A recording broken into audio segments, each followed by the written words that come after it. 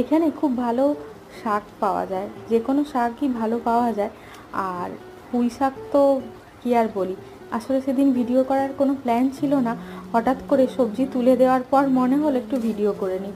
তো পুঁই শাক, কুমড়ো আর বাকি আলু, বেগুন যা যা ছিল এই মিক্সড তরকারিতে দেওয়ার মতো দিয়ে তেলের উপরে 5 ফোড়ন আর শুকনো লঙ্কা দিয়ে তরকারিটা তুলে দিয়েছি। আর এদিকে মুড়োগুলো ভেজে নিচ্ছি। আর ওই দিন বানিয়েছিলাম, দেখে বুঝতেই পারছো, মুড়ো দিয়ে পুঁই শাক। এটা আমাদের দুজনেরই ভীষণই পছন্দের। আর হ্যাঁ, বারবার ঢাকনা চাপা দিয়ে তরকারিটা কষিয়ে নিচ্ছিলাম। আর পেঁয়াজ কুচিও দিয়েছিলাম, একটু বড়ি ভাজা ছিল ওটাও মিশিয়ে দিয়েছিলাম। আর মশলার মধ্যে ওই রেগুলারের যা মশলা, হলুদ, লঙ্কা, ধনে, জিরে গুঁড়ো, এইগুলোই। এই দেখো একদম রেডি হয়ে গেছে। আর তারপরে বাকি অন্যান্য যা ছিল ওই দিন তার সবের সাথে সার্ভ করে দিয়েছিলাম।